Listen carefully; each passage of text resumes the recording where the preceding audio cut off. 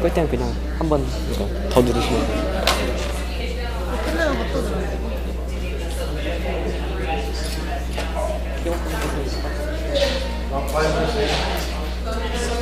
잠깐 스피치 할 때 내려가지고 화면 높게 되게.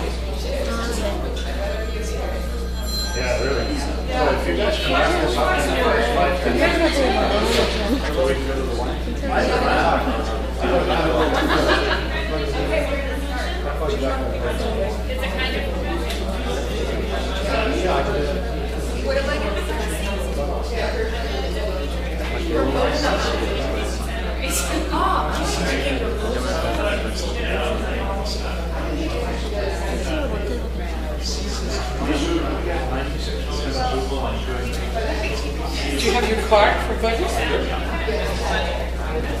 I'm not in charge of the beverages. Would it be a secret ballot? Everything at IUC has a secret ballot now. Secret ballot on the last I director will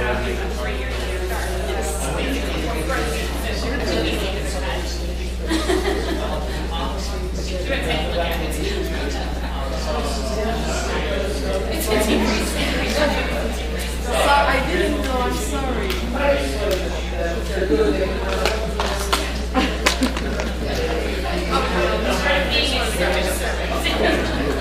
Okay, I think we're going to start.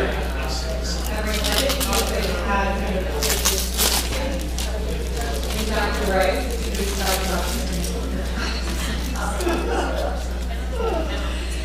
so, welcome everyone. We're delighted to have you here. This evening we're going to be talking about the high seas, and that's the area beyond national jurisdiction. It constitutes about 2/3 of the world's oceans and almost half the planet's surface, which very few people are aware of. This area was, until relatively recently, considered a vast, empty desert, and now, only recently have we begun to really discover the incredible diversity and richness of life that exists beyond national jurisdiction. So we have a very distinguished panel with us tonight. We're going to keep it relatively short, 10 minutes apiece. And if you're all good, we will allow you to have a glass of wine after, but not before. So we're going to start with Sylvia Earle, on my right, who really needs no introduction for most of you. She is the former chief scientist at NOAA and is currently explorer in residence at the National Geographic Society. She's the founder of Mission Blue, which is a global initiative focused on increasing protection of the world's ocean. She is famous in ways big and small, and it is truly an honor to introduce her tonight.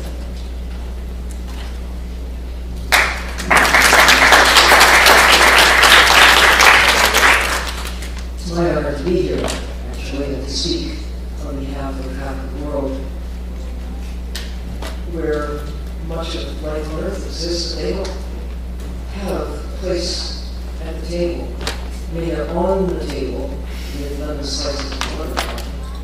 But who speaks for those who have no voice? We have to be the ones who not only speak for them, but for all of those who follow us, for whom we will make decisions that will determine what they have or have not in the future.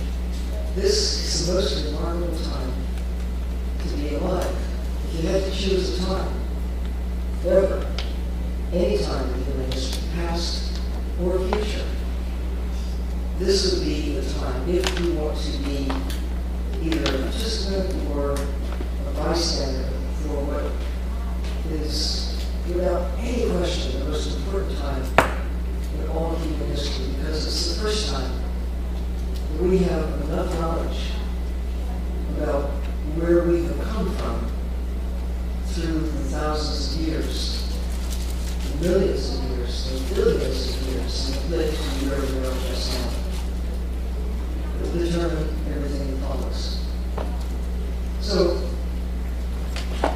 in today, there were some concerns about the heart of the seas, resolutions here about the Ross Sea, that's part of the global commons, part of the high seas. And it would seem like a no-brainer, a part of the planet that is where scientific research has been invested in for decades, and it's vulnerable to the actions of few countries, few industries that are seeking to extract from the global commons. And it puts everything at risk that has been invested there in terms of scientific observations, the studies that have been put in place to give us some gauge of what's happening to that part of the world. Now, I just struggle with the justification for investing right now in large-scale industrial extraction of wildlife from the Southern Ocean at all, but especially the Ross Sea. And you can look around the world at how only, mostly on our watch, certainly on mine, during my lifetime, to see the capacity of human beings for the first time to access the high seas in the way that we now can, with the capacity to return to the same place reliably, something that Challenger scientists could not do when they first began to explore the oceans in the late 1800s, using methods that curiously we're still using today to explore the ocean. Trawls that drag the ocean floor. Well, you do find out what's there. It's terribly destructive means of discovering. Imagine Jane Goodall trying to discover the nature of chimpanzees by flying overhead. Can't see what's below, so you just drag a net from somewhere over the clouds. And you bring up, the mass of everything, the trees, the birds, a few chimpanzees, and you try to figure out what they are, what their significance is. Well, we're doing that in the ocean, trying to figure out what's there. We don't have to now because we have new means not only of taking from the ocean, but we're exploring the ocean non-destructively. We're getting there. We're getting there with submarines, even to the deepest place in the ocean. James Cameron did this amazing discoveries going down to the deepest place, 11 kilometers down, where before only once had human beings been there in 1960, or about 30 minutes, where a Japanese remotely operated vehicle made a descent several times until that remarkable remote system, armed with cameras and manipulators, was lost at sea. And subsequently, Woods Hole Oceanographic Institution deploying an instrument that has successfully made that deep descent to the deepest cleft in the bottom of the sea on 9 different occasions. But most of the ocean has never been seen at all. Most of it. I mean, maybe 95% of it, except at the surface. We can fly over with aircraft and spacecraft. But to know what's beneath the surface, that's happening mostly in our lifetime. Most of what we've learned about the ocean has been discovered in the last half century, even in the last 3 decades, and the pace is picking up about the knowledge of the ocean. Literally, we've learned more in the last few decades than during all preceding history. We've learned enough to know that the ocean keeps us alive. That the highest and most important value of the ocean is not what we take out of it. Whatever number you put on it, it's not what we take from the sea, but it's oil, gas, minerals, and fish, krill, or anything. And it's not using the ocean as a place to put things we don't want close to where we are on the land. That's been the way we've tended to use the ocean in the past. It's a place to dump things or a place to take things from. But the highest and most valuable function of the ocean is that it keeps us alive. It generates the most in oxygen. It's a sink for carbon. It drives the way the world works. Take away the ocean, you've got a planet a lot like Mars. Today, I attended a session, some of you may have been there, with Johan Rockström, with the current president of IUCN, with wonderful photographer Matthias Bloom and others who talked about planetary boundaries that we are pressing against. Excess CO2 in the atmosphere, acidification of the ocean, loss of the diversity of life. Now we know. At the same time, we've learned more about the ocean and about the world as a whole. The same period of remarkable time that we all share, we have lost more, and the pace of that is picking up too. There's no excuse anymore for continuing the large-scale destruction of our life support system. And we're allowing it to go on. We who are here now, we who know. We need to have some backbone. We need to have the courage of our convictions. We need to have the strength of realizing how important it is that we defend our life support system while there's still time. Before we've gone past the point of no return, we had exceeded the limits of what we can take out of the ocean and what we can put into the ocean. If we don't, those who follow, even those who are alive on the planet now, our children, our grandkids, will really say with great sense of wonder, why didn't we do something while there still was time? There is time. But why do we have to struggle to stop fishing in the Lost Sea? Why do we have to struggle so much to defend in the high seas anywhere?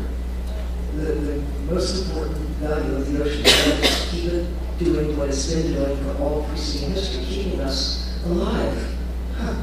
Seems like a big duh that we would allow harm to come to the heart of the planet, and yet we're still acting as if we don't know.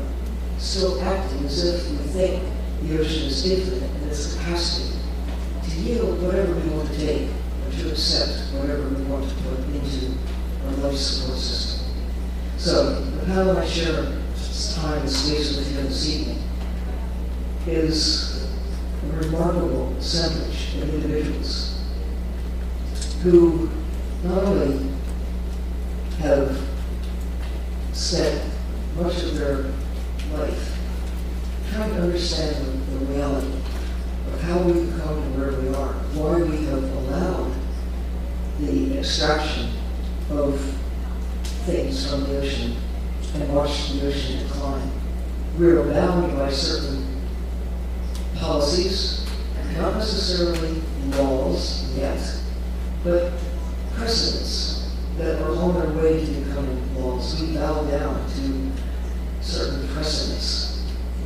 But now that we know, now that we understand the urgency of taking care of the natural world that takes care of everything we care about, we must figure out how to really move forward based on the goal of securing health for the ocean, returning back some of the pressures that now threaten not just fish, not just the little guys generating the oxygen. I mean, all that's important, but it really comes down to how does this relate to our future? What does the loss of 40% of the phytoplankton, maybe that much, maybe not quite that much, but certainly a decline in the last 50 years? It's been documented. What do we do about the increase in CO2? It's documented.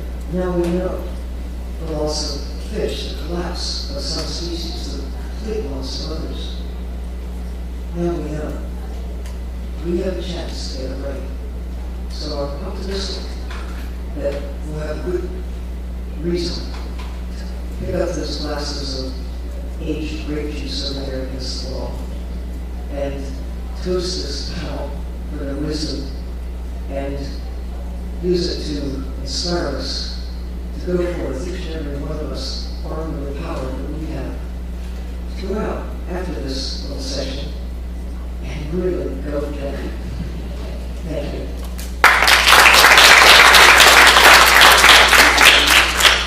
Wow, thank you, Sylvia.